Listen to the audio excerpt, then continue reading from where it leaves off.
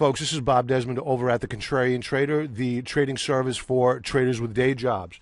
What we are going to do today is review the chart of Caterpiller, the Dow Jones Industrial Average, as well as the mining sector. The goal being is to determine whether or not Caterpillar is a good stock to sell short. And in this video, we're going to use multi-period charting. That's a strategy that I employ. It's a strategy I never diverge from because it is so critical. The daily charts and intraday charts are extremely volatile, very, very noisy, and they don't give you a clear picture of where the stock has been over the course of not just 6 months. We want to look back a year, 2 years, and at times 10 years to see where there is historic support and historic resistance. Do we have formations setting up that tell us whether or not a stock is ready to break out or break down? That is the value of using multi-period charts. I just posted another video today on the blog. It's right below this one at thecontrariantrader.com, and it was our short strategy for Intel.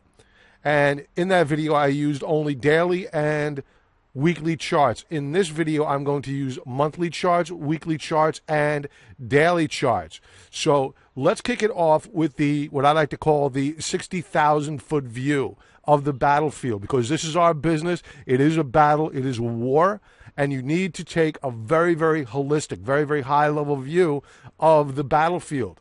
And with this monthly chart, this takes you all the way back to 1996. Not that you need all this data, but it gives you a very, very clear picture of where the stock has been, how it trades, and where, in all probability, it's going to go. So here you have the financial crisis, this sell-off here, and then a subsequent unbelievable rally from a low of 1822 to a high of 104.54. Now, why did this stock rally so much? We knew the United States was a complete mess. Yes, you had quantitative easing going on, but what you still had at that point in time, which is really now diminishing, is China. China was still booming, 8%, 9%, 10% growth. You don't have that anymore. That one leg of a three-legged stool has been taken away, and Caterpillar is now in a very, very precarious situation. So looking at the chart of Caterpillar, monthly chart, 60,000-foot view, you could see that in March of 2011, we went into a trading range. And now we find ourselves at the lows of that trading range. We have breached prior support levels, 2 of them. We have been unable to close above 107.65. So this will show up better on the weekly chart. We'll get to that in a moment. We put in a lower high at 104.41. What we need to do when we see a lower high is not sell our stock. It doesn't necessarily mean a stock is going to collapse. It may just go into a consolidation and then break out in the coming weeks or months. What we want to do is identify where the bottom was of the prior sell-off, which was $87.11. So we sold off from 107.65 down to $87.11. A very, very critical support level. So we rallied back up to 104.41. There's your lower high. Now, what I always say to my members is that the test is always at the top, meaning, do we take out the prior high, or do we pull back and retest the prior low, 87.11, and more importantly, do we take it out? Do we close down below it? And we did. Caterpillar did. It broke down below a prior low. That is a confirmation and a continuation breakdown. A very, very critical event to have occurred. So we broke down below the lower band that was connecting the prior lows, and now we find ourselves at the lower band of this multi-year trading range. Does that mean you sell short tomorrow based on this one chart? Absolutely not. What we're doing is we're qualifying the stock. So now we're going to take a look at the RSI. You can see how we have been weakening. I always like to say that the market sends you signals. You could say that the stock market's corrupt, high-frequency trading this, Bernie Madoff that, CNBC the other thing, okay? Yes, are the odds stacked against the everyday trader? Absolutely, especially the day trader. And I have a lot of respect for day traders. I'm not a good one. I am a very, very good swing trader, which is a trader who trades one stock or ETF or index over the course of several days to several weeks, hell, to several months. So what we have here is an RSI, which is making lower lows and lower highs. Very, very bearish stuff. When you take a look at your slow stochastics, when you have both lines, the fast line and the slow line, black or red line, whatever you want to call them, trading below the 50 level, which is the neutral level, that is extremely bearish. The last time we traded below 20 on the slow stochastics was back here during the financial crisis. This is how bad this chart is setting up. You may read books like Technical Analysis for Dummies, which says, oh, go ahead and buy a stock when it trades below 20 on the slow stochastic. That's ridiculous. You will go broke using simple rules of thumb like that. You need to use your indicators along with your price action. And if you had used that rule back here in November of 2008 and bought Caterpillar, you would have had a short-term gain. Absolutely. Over the course of the next couple of months, you would have had a gain. However, it rolled back over and broke down to new lows. And it never, ever got back above 20 until June of 2009. And that's when it was off to the races. This is what you call a double bottom setup, which is the slow stochastic buy signal. And I teach this to members. Always watch for your double bottom setup right here. You saw it here. And you're probably going to see it again here. You saw it here. It's a very, very common setup, but that's for another video. Now, while I've gone through the RSI, the slow stochastics, and price action on a monthly basis, and I've presented a bear case, let's talk about what would concern me if I opened up a short or were I short today. Volume. There's no down volume. Volume is very, very light, well below the average. So I'm not seeing a huge amount on a monthly basis of institutional accumulation. So now what we need to do is to drill down to a weekly chart and see how that's looking. And here you have it. Weekly chart. Here you have your lower highs and lower lows on RSI.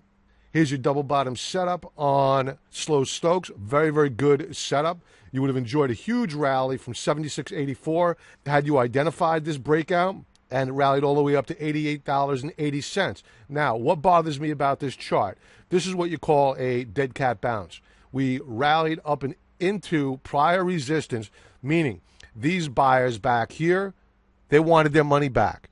So what they did is they sold into this strength. The stock consolidated sideways, and then the week of the 13th of July, 2015, flashed a topping tail, while the stock still traded higher on the week. This was a sell signal.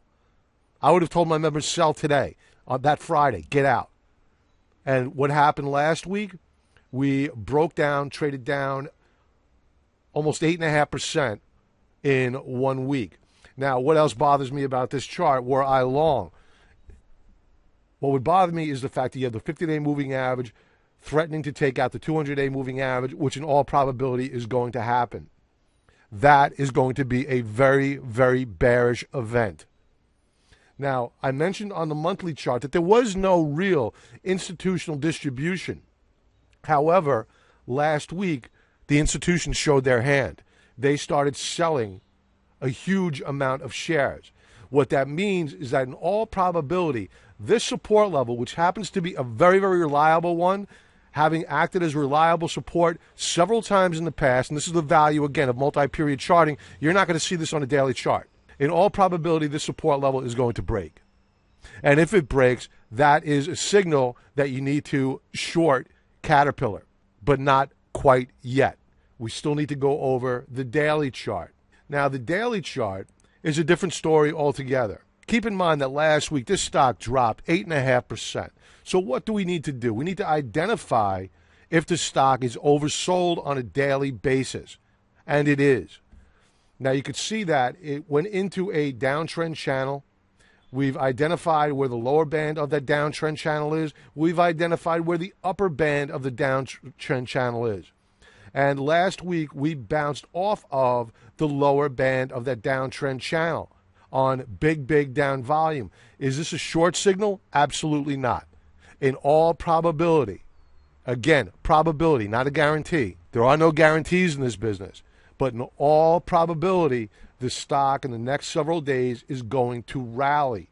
And what you want to do is keep an eye on the stock and maybe even buy it. Enjoy the rally higher. It's a nice profit if you bought it where it closed on Friday and it rallies up to this upper band of support. That's a nice multi-day swing trade. However, remember the larger trend here. The path of least resistance right now is to the downside. So in all probability, it's not going to break out above this upper band of resistance. It is going to roll over and break down to new lows. So I wouldn't go shorting on Monday. I would actually be looking to buy the shares, enjoy the rally higher, and then short it on a failure to break out of this downtrend channel. Now, as I did with the last video I produced for our short trade of Intel, I want to validate what I'm seeing with the chart of Caterpillar. What matters to Caterpillar? What matters to Caterpillar is the large cap names, the Dow Jones Industrial Average. How are the industrials performing? Also, we want to take a look at how the mining sector is doing. Is it breaking down? Is it consolidating? Is it breaking out?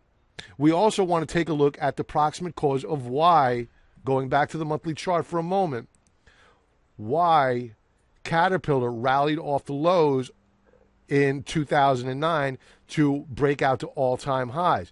China. How is China doing? We know they've been having a rough time of it of late.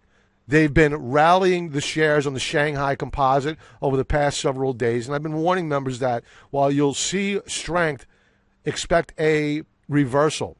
So we're going to go over that chart as well. So let's validate what we're seeing with Caterpillar. Let's begin with the Dow Jones U.S. Mining Index. Okay, so looking at this chart, we know that this is a broken sector. The sector topped out at 346.37. The financial crisis hit, bottomed out in November of 2008, rallied, put in a lower high. Very bearish stuff. Now, we've retraced the entire move from the highs of 2008 to the lows of 2008. We have also broken down below that key support level. That is a confirmation breakdown and a continuation breakdown. We're going lower. In all probability, we're coming down to these lows seen back in 2001. So the mining sector, where Caterpillar sells most of its products to, the mining sector is broken, damaged. Taking a look at the Dow Jones Industrial Average, it's held up relative to the mining sector, but it is now under severe pressure. This is a daily chart. We don't care about the daily chart. We want let's use a monthly chart. Okay, so monthly chart of the Dow Jones Industrial Average. You can see that this long-term uptrend has now broken. We are now trading below the lower band of the rising uptrend channel. Overlaid here is money flow. Money flow is leaving the Dow Jones Industrial Average. Not very good. So far this month, and currently it is the 25th of July, and the month is not over. We could recover, and for all I know, I'm very open-minded, could break out to all-time highs by the end of the month. Is it possible? Sure. Is it probable? No. So as it stands right now, were we to close out the month today, we would have a bearish key reversal, a very bearish candlestick. If we make a new monthly low in August, in all probability, you're going to see a massive sell-off in the Dow Jones Industrial Average. And keep in mind, we are entering the most seasonally weak portion of the year from August through October. So we've gone over the mining index. That's confirming and validating the fact that Caterpillar shares should decline. We've gone over the Dow Jones Industrial Average, and we're confirming that the industrial names are breaking down. Now what we want to do is we want to take a look at China, the Shanghai Composite. And here you have it, weekly chart of the Shanghai Composite Index, topped out at 51.78, broke down to a low of 3373.54. Now here's where we rallied, and you could see last week we put in a topping tail. Now, this is not good. While, yes, you might be saying, Bob, it closed up last week. What are you talking about? Well, what the chart is telling us right now is that you have sellers up here at 4,200. It's going to be very, very difficult for this index to get through this resistance level. And this candlestick is the very same candlestick that we saw on both Caterpiller the week before it broke down, 8.5% on the week. The same candlestick that we saw on Intel right before it broke down, 4.75% on the week, back to the Shanghai Composite. Next week is going to be a very, very interesting week. I'm not guaranteeing that the stock market there is going to break down on Monday. What I'm suggesting to you is that this rally, in all probability, is done. And the selling will once again resume. It could consolidate here for the next week, 2 weeks, 3 weeks, and then roll back over again. But I think the path of least resistance remains to the downside. And if you see a breakdown below 3373.54, that's a confirmation and a continuation breakdown on the Shanghai Composite, and that leads us back to Caterpillar, and we should be short the shares because their main market, now, you might be saying, Bob, it's Australia, it's South America, where the mining really takes place. So why wouldn't you be looking at their stock exchanges? Well, remember where the demand comes from. The orders come from China to those regions. So if you see China weakening, you don't need to pay attention to each one of those areas. All you need to do is pay attention to China. If China is weak, if you see capital investment decline in China, well, then the ripple effects are going to be felt in Australia and have already been felt in Australia and South America. And case in point, all you need to do is pull up a chart of DIG, which is the ProShares Ultra Oil and Gas ETF. We'll just use a monthly chart to illustrate that we are breaking down. The path of least resistance is to the downside. If we want to talk about other commodities that we could look at, other charts we could look at to validate our decision to short Caterpillar, all you need to do is take a look at copper. And this is a monthly chart. We are breaking down to, as a matter of fact, we have broken down to multi-year lows. So the path of least resistance is to the downside for copper. The mining names, all your gold mining names are getting hammered. Oil and gas, DIG, getting hammered. Take a look at your GDX. GDX monthly chart broken down to multi-year lows, below the 2008 lows. So these are the customers of Caterpillar. After looking at all of these charts, do we think that we validated our short of Caterpillar? I think we have. Now what we want to do is we want to take a look at our entry point, and that entry point is not here. We need to see a rally on Caterpillar, which I'm confident we're going to get, and then we're going to short into strength. And I will be sending out an alert if we decide to buy and enjoy this rally higher, and I will be sending out an alert when we sell that position and decide to go short as well. So folks, if you've received any value from this video, please enter your email address and you'll have these videos sent to your inbox. You won't miss one. We hate spam too. You will not be spammed. Everybody enjoy the rest of your day, and I will hopefully speak with you soon. Be well.